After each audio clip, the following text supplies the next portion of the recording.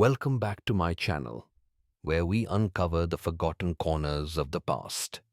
Today, I'm taking you into a story about the most inbred patriarch of the Ozark Hills. A family secret buried in isolation, a mystery hidden in the dust of time, a truth that will send shivers down your spine. But before we embark on this journey, take a moment to let me know where are you listening to this story from that helps me understand how far these secrets have traveled. And if this story truly captivates you, if it makes you ponder, don't hesitate to give me a like and subscribe to the channel to keep me going. Together, we'll explore the darkest pages of history, and you won't want to miss a thing. It was the spring of 1982, and the Ozark Hills in Missouri were beginning to stir after a harsh winter. The melting snow left behind a thick, muddy mess, but the first buds were also emerging, signaling a new cycle of life. Yet, hidden beneath nature's transformation, another cycle, one far darker and more twisted, was about to be exposed. Our story doesn't begin with a gunshot or a murder, but with a seemingly ordinary act, a visit from a social worker. Margaret Wilson, a woman with extensive experience in handling rural social cases, had received an anonymous tip. A fragile accusation that was almost too unbelievable to consider. Just a few lines, scrawled on a dusty piece of paper, spoke of children living in unhealthy conditions at a remote cabin in Shannon County. While this was one of hundreds of similar tips she received each year that often led nowhere, there was something about this one, a quiet desperation hidden in its every letter, that compelled her to act. The words felt like a plea, a whisper carried on the wind from a place where no one was supposed to whisper. It was the uncertain, fragile handwriting of a child, a detail that resonated deeply with Margaret, whose life's work was to protect the innocent. On March 17, 1982, Margaret drove her Jeep, plodding through 17 miles of muddy roads and venturing deep into the most isolated part of the Ozarks. The small path gradually disappeared, leaving only the deep ruts of old tire tracks. The canopy of ancient oaks and pines grew denser, blocking out the light, as if the forest itself were trying to hide the cabin from prying eyes. Tucked away in a small clearing, a rickety wooden cabin emerged, looking as though it were a part of the forest itself, completely separated from the outside world. There was no electricity, no running water, only a well and a small garden. This place was more than just a house. It was a fortress of isolation, built not with stone and iron, but with generations of fear and mistrust. The air around it felt heavy, a stillness that was more like a held breath than a peaceful silence. Time itself seemed to have stopped here, a relic of a bygone era, untouched by the progress of the world outside. The cabin's gray, weather-beaten walls whispered tales of long-forgotten lives and secrets. Margaret could feel the weight of this history pressing down on her as she approached the creaking front door.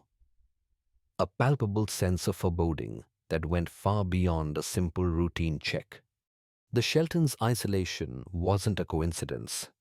It was a legacy passed down through generations, originating from the parents of Elijah and Martha themselves, Harold and Edith. According to local historical records and the scattered accounts of a few remaining long-time residents, the Ozarks in the early 20th century were a patchwork of small, self-sufficient communities in some of the most remote pockets, where families had little contact with the outside world. Inbreeding became a tragically common, if not openly acknowledged, reality. The rationale, if one could call it that, was often rooted in a twisted belief in blood purity and an intense hostility towards what was perceived as the corrupting influence of the modern world.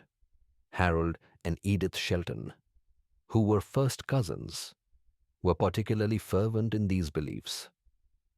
They raised Elijah and Martha in a near-total vacuum, instilling in them the idea that the only people they could ever truly trust were their own.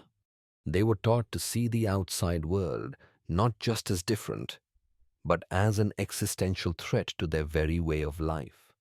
When Harold and Edith perished in a mysterious fire in 1973, a blaze that was officially ruled an accident but was whispered about by neighbors as a possible suicide pact to avoid the perceived sins of the outside world, that extreme belief didn't die with them. Instead, it became the twisted foundation for a new, even more horrifying tragedy. Elijah and Martha, already deeply isolated since childhood, severed nearly all remaining ties with society, building a warped reality of their own, a reality where the family's sacred traditions superseded all moral and legal boundaries. This inherited doctrine, a blend of paranoia and misguided faith, had become a prison for their minds long before it became a physical prison for their bodies. Margaret Wilson was not prepared for what she was about to face. She knocked on the door, and after a long moment of silence, it creaked open just enough for her to see a pair of intense, deep-set blue eyes staring back. It was Elijah Shelton, a 47-year-old man with a grizzled beard and a gaunt frame. His eyes, the color of a stormy sky, seemed to carry the weight of generations of solitude. Their gaze both a challenge and a silent plea. He stood in a defensive stance, his body language a physical manifestation of the fortress they had built. Elijah lived with his sister, Martha, 43, a woman who rarely made eye contact and moved with a haunting stillness, and 3 children, 12-year-old Thomas, 9-year-old Sadie, and the youngest, Jacob, who was only 5.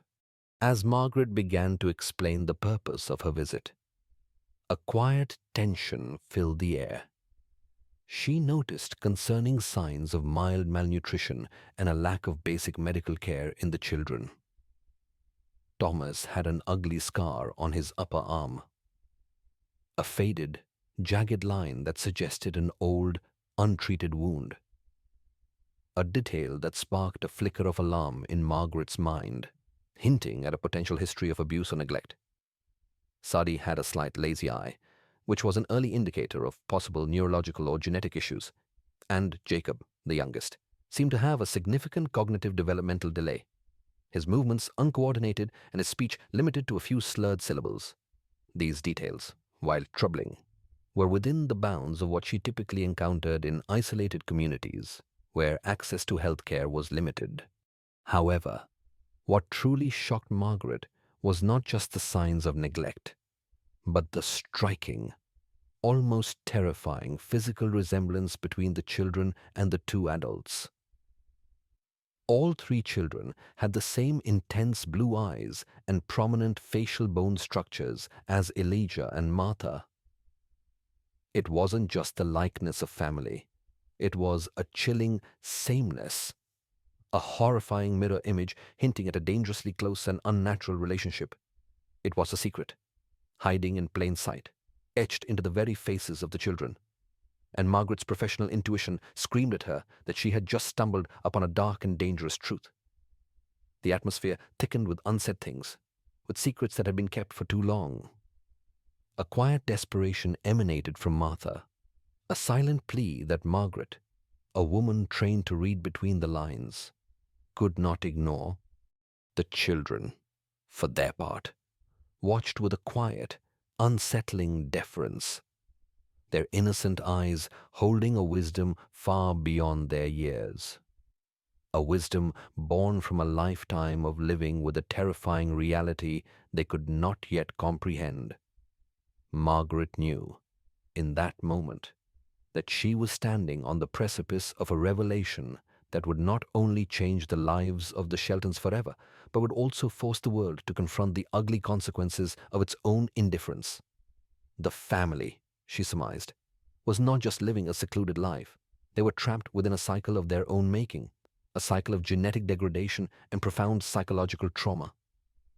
The Ozarks had always been a land of secrets, but this was a secret that was slowly, painfully, destroying a family from the inside out. The air itself seemed to grow cold with the weight of the hidden.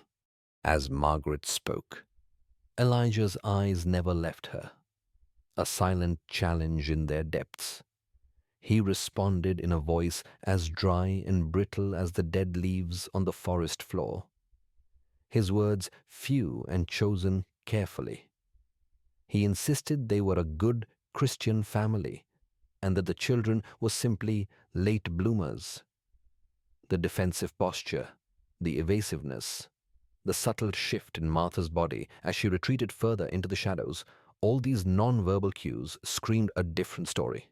Margaret noted the lack of any books, toys, or even schoolwork in the dimly lit, sparsely furnished cabin. The children's education, it seemed, consisted of whatever rudimentary knowledge Elijah and Martha had chosen to impart. Records from the nearby town hall indicated that none of the children had ever been registered for public school, nor had any medical records been submitted for their births. A clear violation of state law. This wasn't just a case of poverty. It was a deliberate, generational disconnect from society. The physical anomalies in the children, the crooked limbs, the speech impediments, the haunting sameness in their features were not just signs of neglect. They were fingerprints left by a genetic legacy of inbreeding, a grim biological testament to the family's self-imposed isolation. These children were living monuments to their parents' twisted faith, a stark and brutal illustration of what happens when a human bloodline is systematically and maliciously culled down to itself, like a river dammed up until it poisons its own banks. Margaret felt a deep, visceral rage mixed with an overwhelming sadness. The silent plea in Martha's eyes, she realized, was not just for help, but for a deliverance from a fate she had no part in choosing, a fate that had been sealed long before she was born. The day Margaret Wilson's report hit the desk of her supervisor, it was met with an unsettling silence. The details, meticulously documented, did not speak of a simple case of neglect, but rather of something far more sinister, a suspected incestuous relationship and a generational legacy of extreme isolation. The legal wheels, slow and bureaucratic, began to grind. A full-scale search warrant was issued for the Shelton property. This wasn't a routine welfare check anymore. It was the start of an official investigation, a grim entry into a world hidden from public view for decades. This new phase began with an air of clinical detachment. The first team to arrive was composed of 2 deputies from the Shannon County Sheriff's Department and a forensic social worker, a man named Dr. Alan Foster, whose expertise was in cases of extreme familial psychological trauma. Unlike Margaret, who had approached the cabin with a certain, if guarded, human sympathy, this team arrived with the cold, hard logic of the law. They were there to gather evidence, not to empathize. Elijah and Martha, predictably, responded with hostility and a wall of silence. Elijah stood on the porch. His body was a barricade against their intrusion, his eyes burning with a defiance that was both pathetic and terrifying. Martha, her face a mask of impenetrable stoicism, retreated behind him, a shadow in the doorway. The children, Thomas, Sadie, and Jacob were quiet, their faces devoid of emotion, their small bodies a tragic testament to their reality. They watched the proceedings with a detached, unsettling stillness, as if they were observing a play, a ritual they didn't understand but had no choice but to witness. The investigation was a slow, methodical peeling away of layers. The deputies, while searching the grounds, uncovered a series of unsettling finds, crudely fashioned tools, an animal trap made from human hair, and a small, buried box containing what appeared to be children's drawings. These sketches were not of flowers or animals, but of distorted figures, faceless silhouettes, and cryptic symbols. They were the silent screams of minds trapped within a nightmarish reality. Meanwhile, Dr. Foster began a series of psychological assessments with the children, away from the influence of Elijah and Martha. He discovered that their communication was a mosaic of invented words, a private language only they understood, a testament to a life lived without outside influence. Their reality was a closed loop, and they saw the world through a lens of twisted, familial dogma.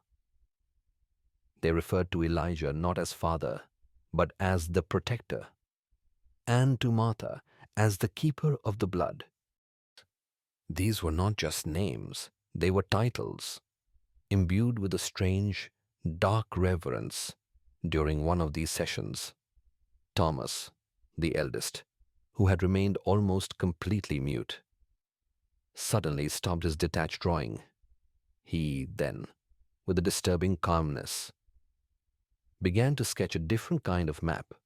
It wasn't a map of a place, but a series of lines and symbols that Dr. Foster, with his training, immediately recognized as a rudimentary diagram of the cabin grounds.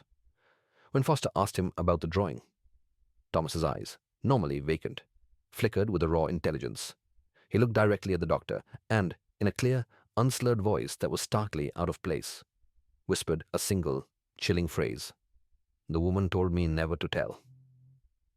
This unsettling moment was followed by another. As the investigators were processing the discovery, Sadie, the middle child, broke away from her siblings. She walked to an old gnarled oak tree and began to sing a haunting, high-pitched lullaby in her invented language. A biologist on the team, who was an expert in local fauna, noted a strange reaction. A flock of local songbirds, normally fearless, took flight in a sudden, frantic panic, abandoning their nests. The lullaby and the bizarre reaction it caused hinted at a deeper, more primal connection between the children and the natural world, a kind of communication or influence that defied all scientific explanation, adding a layer of supernatural unease to the grim reality. As the investigation deepened, so too did the public's fascination. News of the Shelton case, initially a local curiosity, began to spread like a wildfire across the state and then the country. A media circus descended on the courthouse, with reporters from major outlets like the New York Times and the Associated Press scrambling to get details. They were the modern-day chroniclers, documenting a story that felt ancient and primal. Experts were brought in to analyze the children's condition. Geneticists spoke of the undeniable signs of inbreeding. Child psychologists used terms like severe developmental regression and Stockholm syndrome, a chilling analysis that suggested the children had, in some way, come to identify with their captors, seeing their twisted reality as the only reality. The narrative of the case shifted from a simple social welfare issue to a profound examination of human isolation, the consequences of genetic purity, and the dangers of a society that allows such pockets of darkness to fester. Meanwhile, a more subtle, yet equally menacing, conflict was emerging on the Shelton property. Elijah, no longer able to barricade himself behind silence, began a silent campaign of resistance. Tools would go missing. Small booby traps made from vines and sharpened sticks were found near the makeshift perimeter, and the tire tracks of the deputies' vehicles would be subtly, almost imperceptibly, altered overnight. These were not the actions of a simple, uneducated man. They were the desperate, cunning acts of an animal backed into a corner, showing that his mind, though warped, was far more complex and dangerous than previously thought. The mounting tension reached a new level when, during a brief, unsupervised moment, Elijah slipped past a deputy and began to furiously dig at a spot near the back of the cabin. He was immediately restrained, but not before he uncovered a small metallic object. It was an old, tarnished locket, and when a deputy forced it open, he found a small, faded photograph of a young woman who bore a striking resemblance to Martha. On the back, written in an elegant, looping script, starkly different from the crude scrawl of the journals, were the words, "My dearest, you will always be with me." This discovery hinted at a past that existed before the Sheltons' isolation, suggesting that Martha may not have been born into this twisted lineage, but had perhaps been brought into it, a victim of a cruel manipulation. The climax of this period came not from a single dramatic event, but from a series of shocking revelations that confirmed the darkest suspicions. Forensic analysts, after a thorough examination of the cabin and the land, found a hidden cellar beneath a loose floorboard. Within it, they found not gold or buried treasure, but a collection of detailed journals written over a period of 60 years. These journals, passed down from Harold and Edith to Elijah and Martha, were more than just a family history. They were a religious text, a testament to a faith built on blood and paranoia. They detailed the Sheltons' doctrine of blood purity, their rejection of the corrupting influence of outsiders, and their belief that inbreeding was not a sin, but a sacred duty, a way to preserve the family's sacred lineage. The most horrifying revelations, however, were not in the texts themselves, but in the gruesome illustrations and crude diagrams that accompanied them. These were chilling records of a series of miscarriages and infant deaths, all of which were meticulously logged as failed attempts to purify the blood. These journals were the final, undeniable proof, a horrifying roadmap to a genetic and moral abyss. They were a grim, handwritten legacy of a family that had willingly chosen to descend into a world of darkness, leaving a trail of torturing and death in its wake. The journals revealed a disturbing pattern, a chilling chronicle of the family's obsession with a pure bloodline, a pursuit that culminated in a horrifying cycle of birth and death, a ritual of despair and twisted devotion. A separate entry, however, spoke of a child, born in 1978, who was not a failed attempt, but a gift, noted as being strong and clear. An accompanying diagram, drawn on a separate page, depicted a hidden location on the property, a small, unmarked cave obscured by a dense thicket of blackberry bushes. The investigators had found a horrifying record of death, but they had also stumbled upon the possibility of an unexpected survival. As the forensic team documented their find, another equally poignant scene unfolded when Martha, a woman of few words and even fewer expressions, was finally escorted off the property and into a patrol car. She did not look back. Instead, as Margaret Wilson watched, she subtly slipped a small, hand-carved wooden bird into Margaret's open palm. It was an act of quiet desperation, a wordless communication from a woman who had lived a life in the shadows, a final, desperate plea for understanding and perhaps redemption. Initially, the local media focused on the sensationalism of the case. They soon turned their attention to the town itself. Reporters began to interview longtime residents, digging into the past of Eminence. They discovered a quiet, unspoken understanding had existed for generations, a code of silence that allowed the Shelton family to remain isolated. Their strange customs and the children's physical deformities, a sort of local legend that was never to be discussed. This revelation added a new layer of psychological horror to the story, transforming the case from a single family's depravity into a reflection on a community's silence and, perhaps, its own form of complicity. With the discovery of the journals, the Shelton case transitioned from a local curiosity into a national headline, a macabre puzzle where every new piece of evidence fit into a horrifying whole. The documents, spanning over 6 decades and meticulously logged by Harold, Edith, and later Elijah, were more than just a family history. They were a theological text, a manifesto of a faith built on isolation, paranoia, and genetic purity. Each page, scrawled with a grim, almost liturgical cadence, chronicled the family's self-proclaimed mission to preserve their sacred bloodline from the corruption of the outside world. The most damning entries, however, were not the theological ramblings, but the chillingly clinical logs of infant deaths and miscarriages, each meticulously labeled as a failed attempt at purification.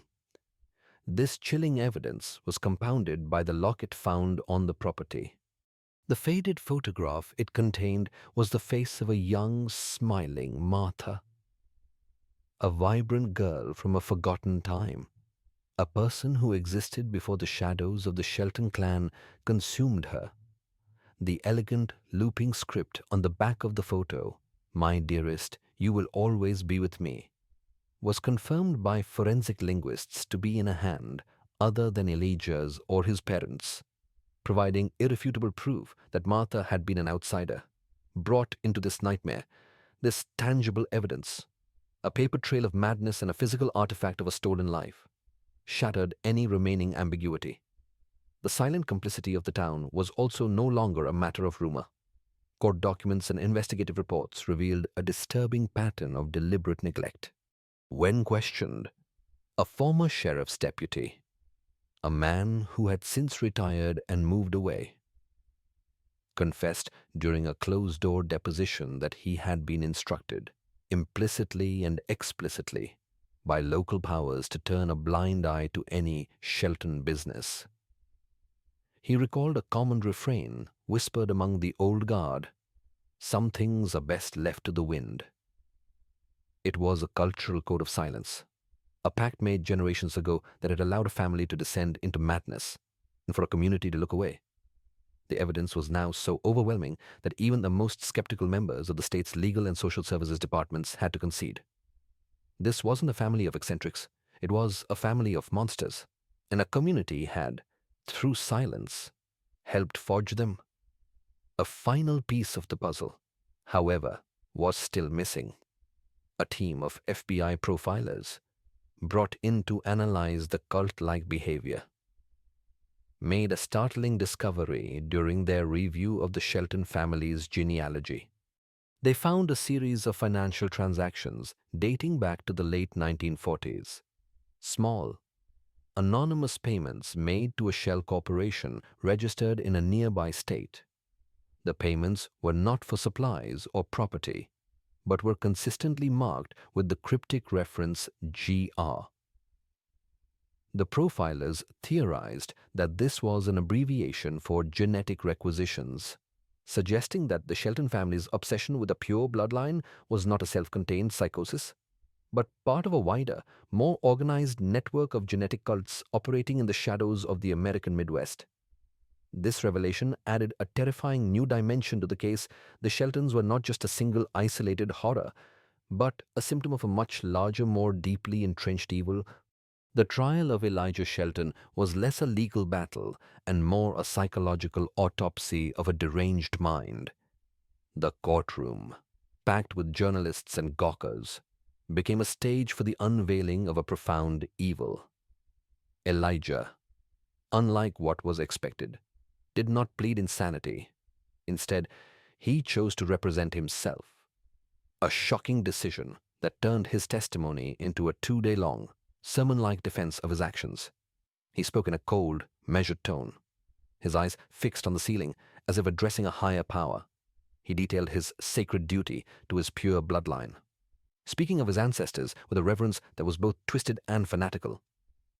He explained the deaths of the infants not as tragedies, but as necessary sacrifices, impurities that had to be purged to ensure the strength and clarity of the blood. He showed no remorse, no flicker of human empathy. He was not a man who had done terrible things. He was a man who believed, with every fiber of his being, that he had done great and holy things. The true climax, however, came during Martha's testimony. She was a ghost in the witness box, a woman whose spirit had been broken decades ago through a court-appointed interpreter. She spoke not in her family's invented language, but in a hesitant, heavily accented English she must have learned before her captivity.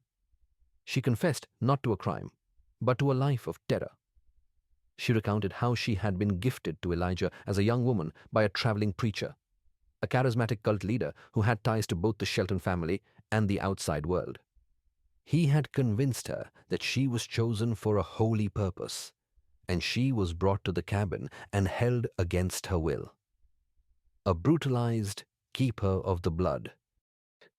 She spoke of the miscarriages, the stillbirths, and the purification rituals not as a partner, but as a traumatized witness, a victim forced to participate. Her testimony was punctuated by deep, shuddering sobs that shook the courtroom.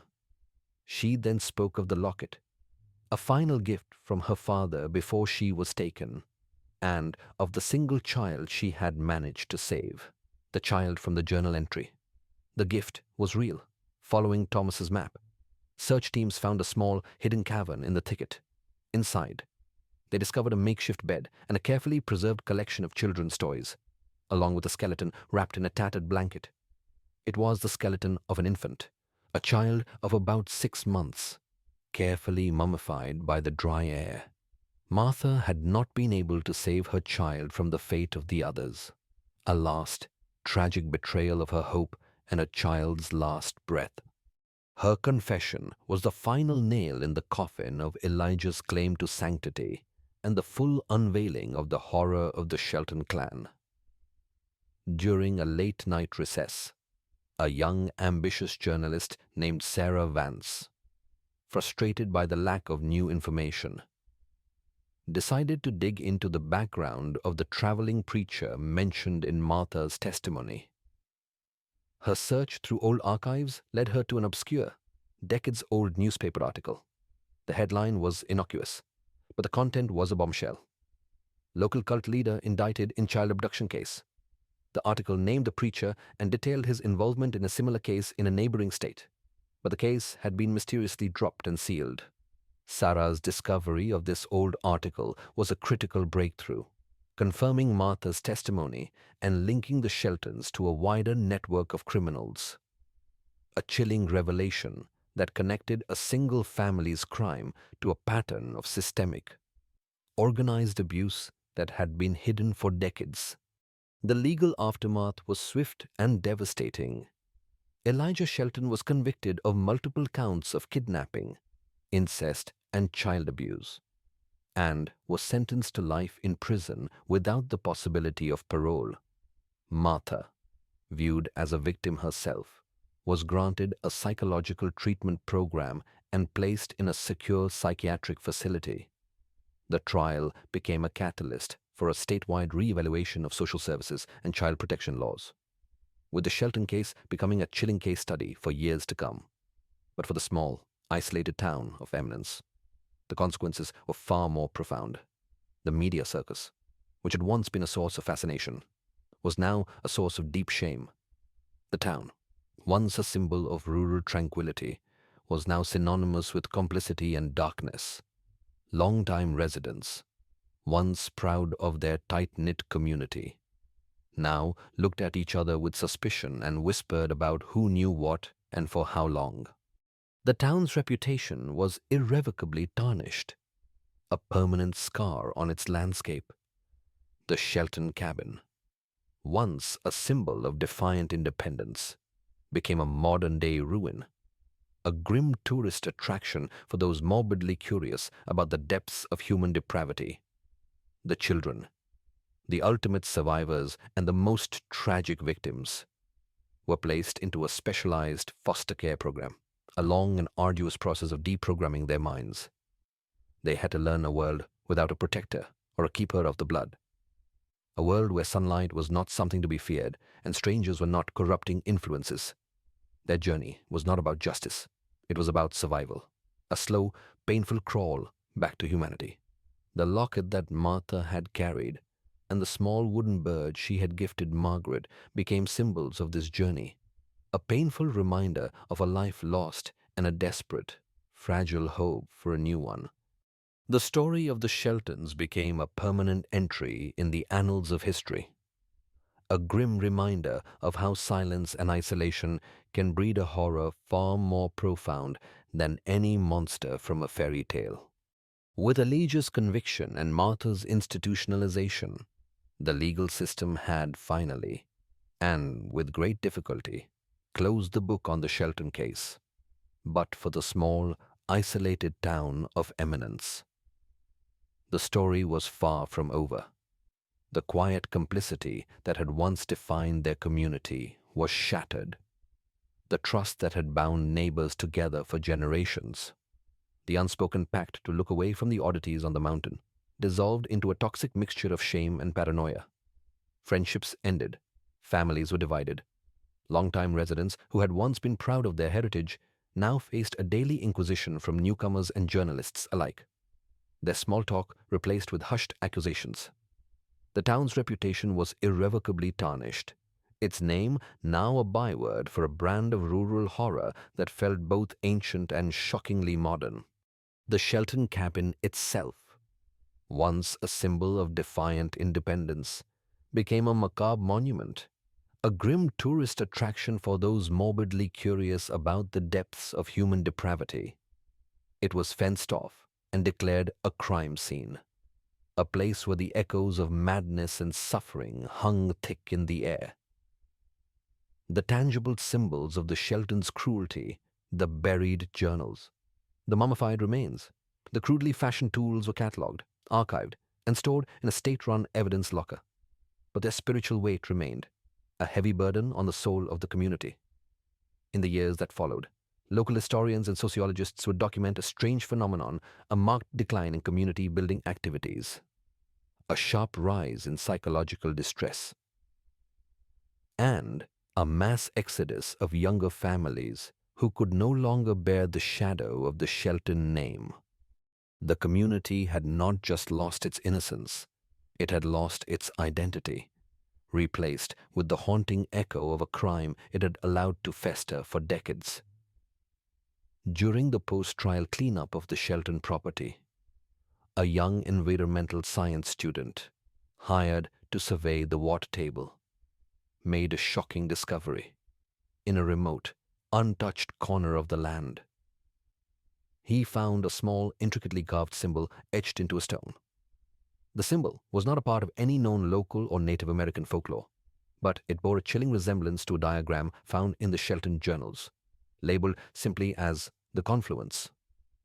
The student's research revealed a disturbing truth. The Shelton family had been intentionally poisoning the local groundwater for generations using a combination of heavy metals and plant-based toxins. A ritual they believed would purify the land from the corruption of outsiders. This insidious act of environmental terrorism, hidden beneath the surface for decades, added a new, horrifying layer to their crimes, revealing a methodical malice that extended far beyond their own family. As the years passed, the fates of the key figures in the Shelton case diverged, each a different testament to the long shadow the family cast. Elijah Shelton, the self-proclaimed protector, died in prison a decade after his conviction, a recluse to the very end. His death was noted with a clinical footnote in a state report, a passing of a man whose legacy was the chilling philosophy he had carved out of madness. Martha, the victim and the keeper of the blood, spent the rest of her life in a high-security psychiatric facility. She never fully regained her ability to speak coherently in English, her fractured mind returning to the private language of her children, a final, heartbreaking act of defiance, and a tragic sign of the immense psychological trauma she had endured. Her death, unlike Elijah's, was a quiet, unnoticed event, a final fading whisper in a world that had long since forgotten her. The children, Thomas, Sadie, and Jacob, faced a different kind of sentence. They were placed in a specialized foster care program, a long and arduous process of deprogramming their minds. They had to learn the most basic concepts that most people take for granted: the purpose of a hug, the meaning of a joke, the simple kindness of a stranger. They would never be fully normal, forever carrying the scars of their upbringing. But they did survive, a quiet, almost miraculous testament to the resilience of the human spirit. Yet, even with the legal closure and the passage of time, some mysteries remained. The small metallic locket Martha had carried and the hand-carved wooden bird she had gifted to Margaret Wilson were never fully explained. The locket was an artifact of a life before the Sheltons, a painful reminder of a past that was stolen. The wooden bird, however, was a riddle without an answer. Some speculated it was a simple thank you, a small token of gratitude for Margaret's persistence. Others, however, whispered a different, more chilling theory that it was a symbol, a ritual object from the Sheltons' dark religion, an unholy artifact passed to an outsider as a final, desperate act of psychological warfare. The true meaning would never be known. A final, unnerving question mark at the end of a long and brutal story, years after her retirement. Margaret Wilson, now an elderly woman, received a plain envelope in the mail. Inside was a single, cryptic note, "He's not the only one." The note was accompanied by a faded black and white photograph of a group of men, dressed in robes, standing in front of a sign that read, "Order of the Pure Blood." The faces were blurred, but Margaret instantly recognized one man, the traveling preacher mentioned in Martha's testimony. The photograph and the chilling message suggested that Elijah Shelton was not an isolated fanatic, but a member of a vast, secretive organization that had been operating for generations. Their dark philosophy spreading like a cancer through the hidden corners of rural America. Another unexpected discovery came from the town's historical society. A researcher, while digitizing old town records, unearthed a series of letters and journals from the late 19th century that belonged to the town's founding families. These documents revealed that the Sheltons' obsession with purity and isolation was not unique to them. It was a core belief of several founding families who had deliberately settled in the secluded valley to escape what they saw as the moral decay of industrial society. They formed a quiet, intergenerational pact to maintain their genetic and ideological purity, a secret society that had existed in plain sight for over a century. The Shelton family, it was revealed, was merely the most extreme and tragic embodiment of this shared, dark heritage. And so, the story of the Shelton family came to a close, at least in the eyes of the law and public history. But its legacy lingers, a grim and profound cautionary tale about the insidious power of isolation and silence.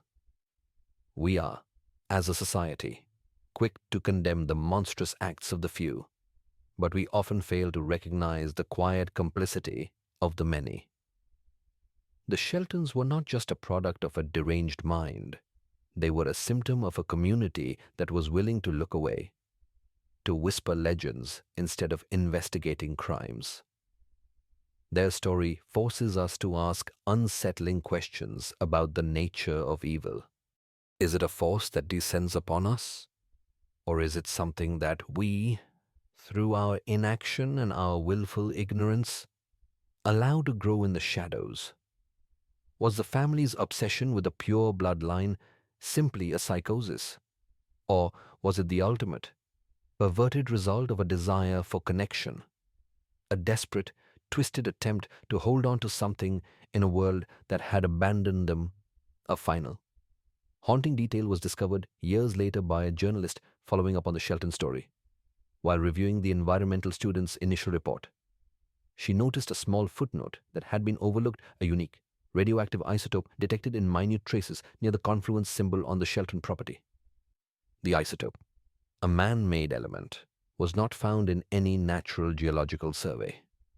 Further investigation traced the element back to a secretive, government-funded biological and genetic research facility that had been shut down in the late 1960s, just a few miles from the Shelton's property. The facility's official purpose had been the study of rural pathogens, but its declassified documents hinted at more sinister genetic experiments, and its final report mentioned a confluence project and the need for isolated genetic sanctuaries. The discovery of this isotope raised a final, terrifying question. Were the Sheltons truly the architects of their own horror? Or were they, perhaps, unwitting subjects in a far larger, more sinister experiment?